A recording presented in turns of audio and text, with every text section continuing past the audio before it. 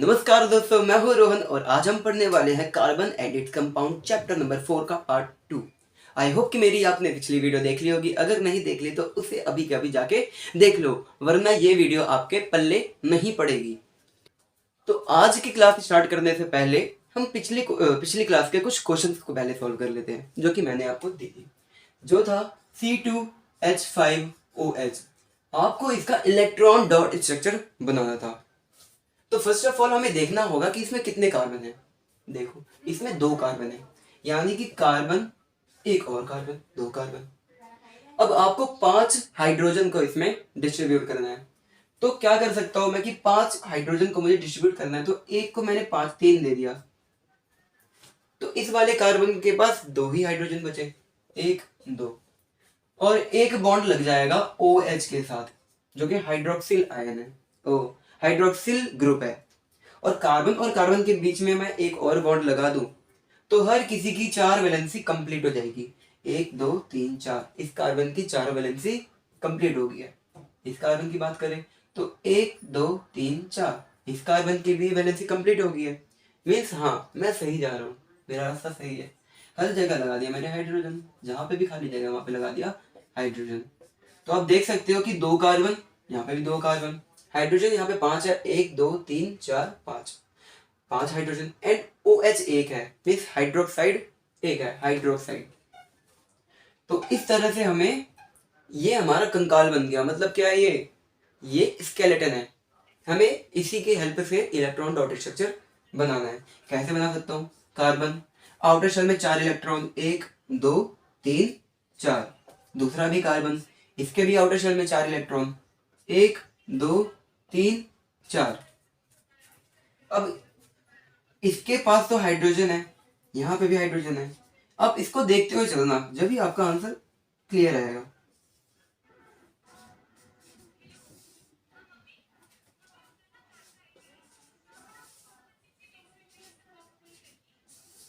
अब बचाइए, आप यहाँ पे लगा सकते हो पहले ऑक्सीजन। ऑक्सीजन के साथ फिर हाइड्रोजन आप अटैच कर दो। ऑक्सीजन के आउटर शेल में कितने इलेक्ट्रॉन होते हैं? 6। तो इसको 2 की जरूरत होती है। तो एक तो ये कार्बन के साथ बॉन्ड बना लेगा, दूसरा ये हाइड्रोजन के साथ बॉन्ड बना लेगा, दूसरा ये हाइड्रोजन के साथ बॉन्ड बना लेगा। बचे इसके पास 4, 1 2, वेट। ऑक्सीजन के इलेक्ट्रॉन्स हमें अलग दिखाने होंगे, ऑक्सीजन के इलेक्ट्रॉन हमें अलग दिखाने हैं, वरना ये गलत हो जाएगा। क्योंकि हमें कार्बन के इलेक्ट्रॉन को क्रॉस दिखाया है, हाइड्रोजन के इलेक्ट्रॉन को मैंने डॉट दिखाया है, तो ऑक्सीजन के इलेक्ट्रॉन को मुझे प्लस माइनस वगैरह कोई सा भी हम सिंबल लेके यूज कर सकते हैं। तो इस तरह से ऑक्सीजन के भी ऑक्टेट कंप्लीट हो गए। और ये कार्बन जो है, इसके भी 8 इलेक्ट्रॉन कंप्लीट हो गए, इसके भी 8 कंप्लीट हो गए। तो ये है कुछ C2H5OH का इलेक्ट्रॉन डॉट स्ट्रक्चर। इस कार्बन की मैं बात करूं तो 2 4 6 8, मीन्स इसके ऑक्टेट हो गए हैं कंप्लीट। इस कार्बन को देख लो, 2 4 6 8, इसने भी अपने ऑक्टेट को कंप्लीट कर लिया। बचा ऑक्सीजन, 2 4 6 8, इसके भी ऑक्टेट कंप्लीट है। और जितने भी हाइड्रोजन है उनको भी 2 इलेक्ट्रॉन मिल गया है, उन्होंने शेयरिंग कर लिया है। तो ये हमारा आंसर है, जो कि है C2H5OH। ये इथेनॉल है। पता है क्या ये इथेनॉल है, दारू, पौवा ठर्रा। ये क्या है? इथेनॉल, इसी को भी दारू कहते हैं। ये अल्कोहल है, this is called alcohol, C2H5OH। कभी मिल जाए तो असली में पी मत लेना, घर वाले घर से निकाल देंगे। चलो अगला क्वेश्चन आता है। ये तो है इलेक्ट्रॉन डॉट स्ट्रक्चर इथेनॉल का। अभी हमें करना है CO2, कार्बन डाइऑक्साइड का, जो कि इससे भी ज्यादा इजी है।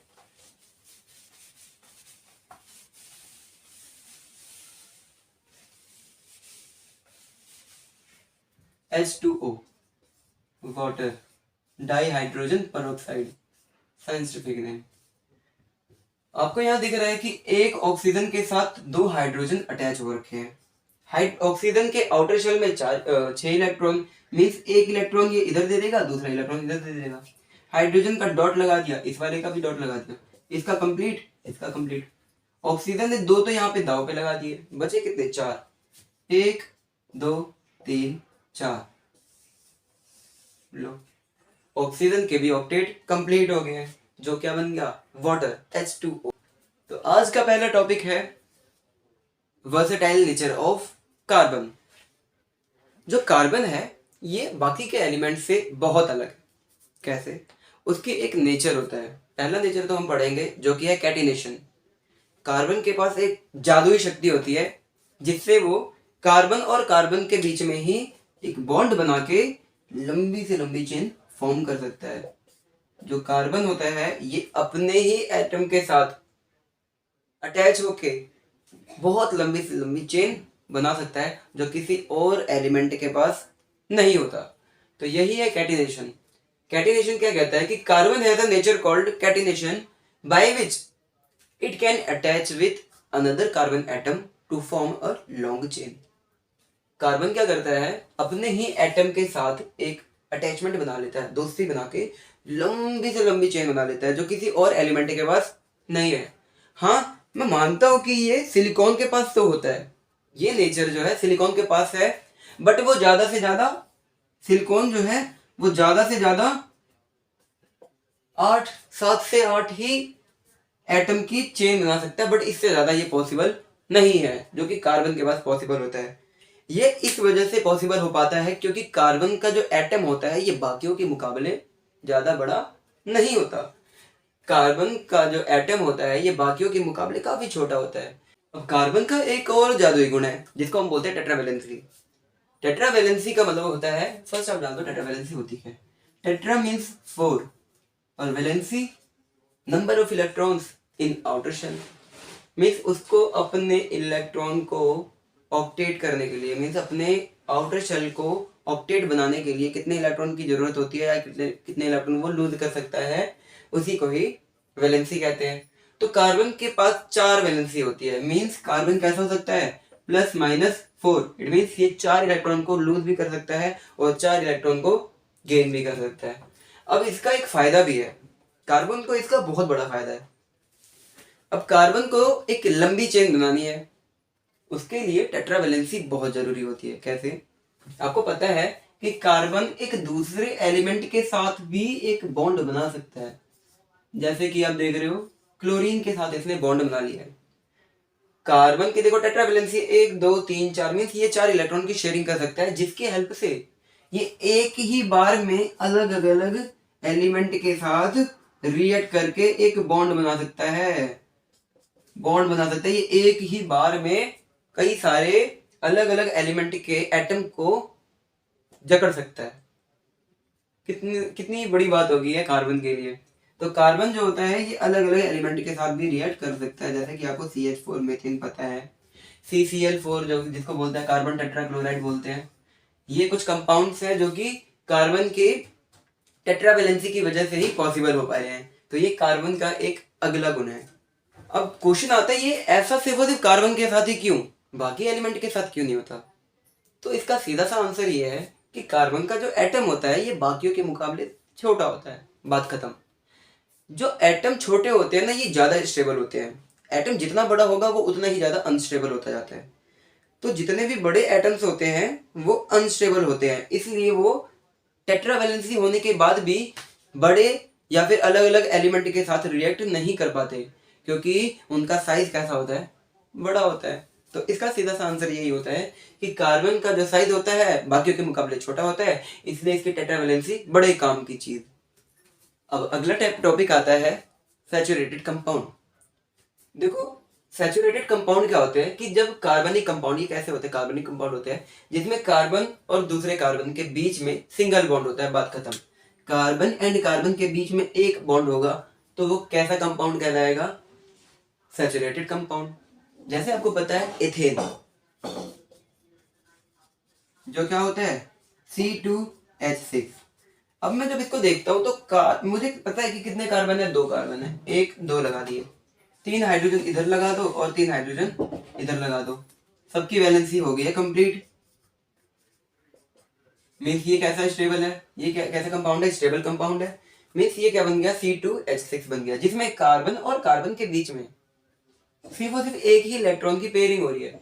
मीन्स ये सिर्फ और सिर्फ एक ही इलेक्ट्रॉन को शेयर कर रहे हैं, जिसको क्या बोलते हैं, जिसमें जिसकी वजह से इनकी बॉन्डिंग कैसी है, सिंगल बॉन्डिंग है, जिसको ही हम क्या बोलते हैं, सैचुरेटेड कंपाउंड। तो सैचुरेटेड कंपाउंड ऐसे कंपाउंड होते हैं जिसमें कार्बन और कार्बन के बीच में सिंगल बॉन्ड होता है, जिनके बीच में कैसा बॉन्ड होता है, सिंगल बॉन्ड होता है। कुछ इसके कुछ एग्जांपल हैं, जैसे कि C3H8, इसमें भी कार्बन और कार्बन के बीच में सिंगल ही बॉन्ड है, तो ये भी कंपाउंड कैसा है, सैचुरेटेड कंपाउंड है।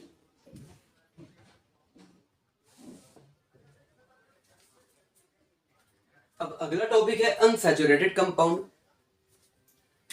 ये ऐसे कंपाउंड होते हैं जिसमें कार्बन और कार्बन के बीच में डबल या फिर ट्रिपल बॉन्ड होते हैं, जिसमें कार्बन और कार्बन के बीच में डबल या फिर ट्रिपल बॉन्ड होते हैं, उन कंपाउंड को ही अनसैचुरेटेड कंपाउंड कहते हैं। जैसे कि कार्बन और कार्बन के बीच में डबल बॉन्ड या फिर कार्बन और कार्बन के बीच में ट्रिपल बॉन्ड, इन्हीं को ही अनसैचुरेटेड कंपाउंड कहते हैं। ये सैचुरेटेड कंपाउंड, ये अनसैचुरेटेड कंपाउंड है, जिसमें दो कार्बन, दो हाइड्रोजन इधर, दो हाइड्रोजन इधर, इसमें एक हाइड्रोजन इधर और एक हाइड्रोजन इधर, तो ये क्या है, C2H4 है, C2H4 है, और ये है C2H2 जो कि एथीन है, और ये एथाइन, ये एथीन है और ये एथाइन है।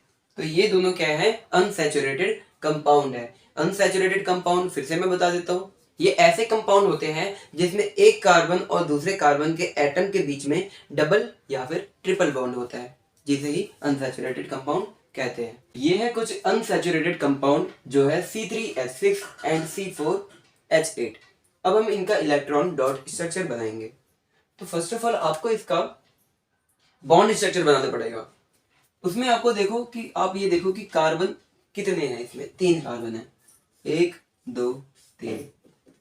अब आपको हाइड्रोजन सेट करने हैं इनमें, तो 3 है इसमें, एक के पास 3 लगा दो, मीन 6 है तो एक के पास 3 लगा दो।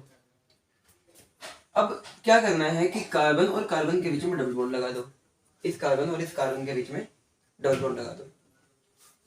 इसकी एक वैलेंस, इसकी 2 वैलेंसी बच गई, 1 2, और इसकी बच गई 1, इस कार्बन की एक ही वैलेंसी बच गई।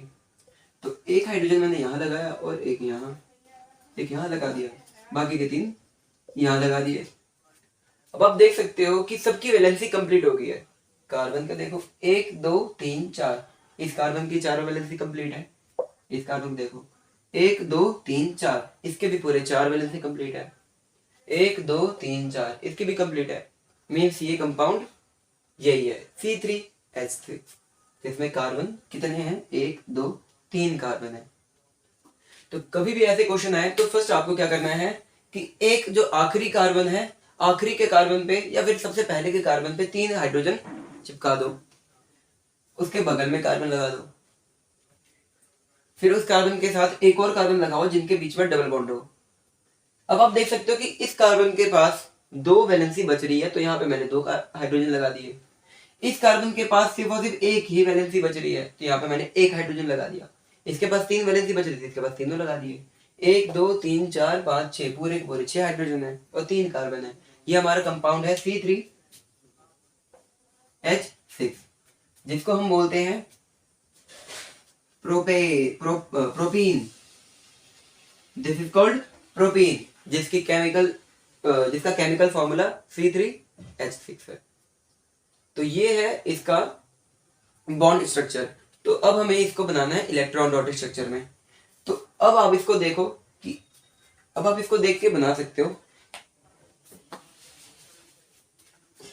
1 2 3, इसके 3 इलेक्ट्रॉन यहाँ लगा दो, 1 2 3, एक यहाँ, इसके 2 इलेक्ट्रॉन यहाँ पे लगाने हैं। आप इसको देख के आसानी से बना सकते हो, कोई दिक्कत वाली बात नहीं है।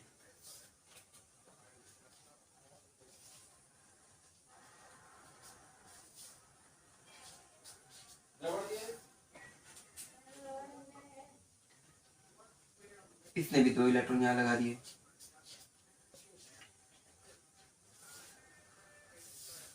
इस कार्बन के ऑक्टेट हो गए हैं कंप्लीट, इस कार्बन के भी ऑक्टेट हो गए हैं कंप्लीट, सॉरी और इस कार्बन के भी ऑक्टेट कंप्लीट हो गए। यही है propene. This is called propene, जिसमें एक कार्बन और दूसरे कार्बन के एटम के बीच में डबल बॉन्ड लगा हुआ है। आप इसको देख के इलेक्ट्रॉन डॉट स्ट्रक्चर को बहुत ही इजीली बना सकते हो। अब नेक्स्ट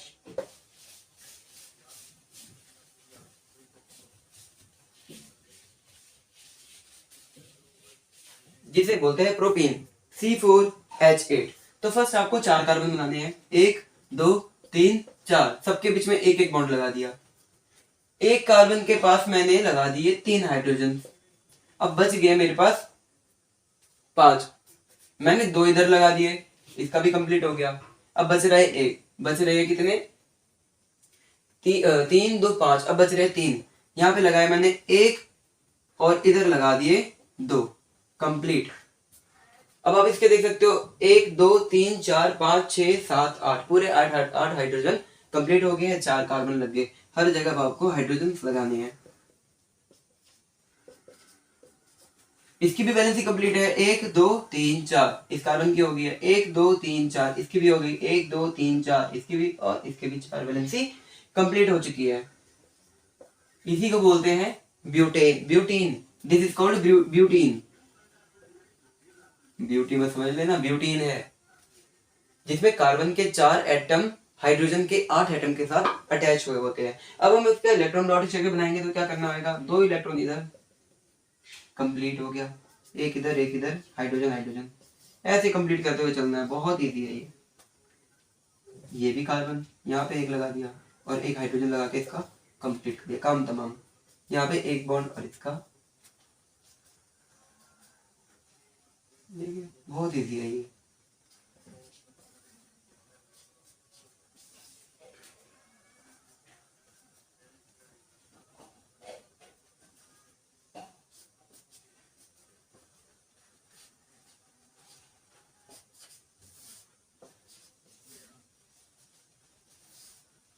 अब पूरे कार्बन की आप वैलेंसी कंप्लीट कर दो। इसके हो गए 8, इसके हो गए 8, इसके भी और इसके भी। अब आप काउंट कर सकते हो कि सबकी वैलेंसी हो गई है कंप्लीट। हाइड्रोजन की हो गई है वैलेंसी, और कार्बन के साथ वैलेंसी कंप्लीट हो गई है। अब आप देख सकते हो कि इस कार्बन और इस कार्बन के बीच में डबल बॉन्ड बन रहा है। इस कार्बन और इस कार्बन के बीच में डबल बॉन्डिंग बन रही है, इसीलिए ये क्या है, अनसैचुरेटेड कंपाउंड है। This is called unsaturated compound, क्योंकि कार्बन और कार्बन के बीच में डबल बॉन्ड है। अब एक और एग्जांपल आता है, जिसमें कार्बन और कार्बन के बीच में ट्रिपल बॉन्ड है। अब उसको देख लेते हैं एक बार। जैसे C2H2, ये एथाइन है, 2 कार्बन, एक हाइड्रोजन इधर और एक हाइड्रोजन इधर। अब इस कार्बन की पूरी 3 वैलेंसी बची है और इस कार्बन की भी पूरी 3 वैलेंसी बची है, तो ये ट्रिपल बॉन्ड आपस में बना लेते हैं। यहाँ पे एक हाइड्रोजन और एक यहाँ पे हाइड्रोजन अटैच कर दिया। अब आप देख सकते हो कि एक कार्बन के 3 इलेक्ट्रॉन इधर लग रहे हैं और दूसरे के भी 3 इलेक्ट्रॉन इधर लग रहे हैं। एक इलेक्ट्रॉन यहाँ और इसका भी एक इलेक्ट्रॉन यहाँ, हाइड्रोजन लगा दिया मैंने, और इसके ऑक्टेट या फिर इसकी वैलेंसी को मैंने कंप्लीट कर दिया। यही बन गया।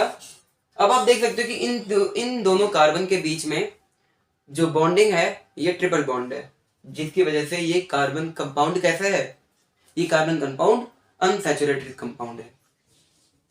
तो आई होप कि आपको ये वीडियो बहुत पसंद आई होगी, और अगर आपको पसंद आई होगी तो प्लीज इसको लाइक करें और कमेंट और शेयर करें। तो मिलते हैं अगले चैप्टर में, तब तक के लिए बाय बाय।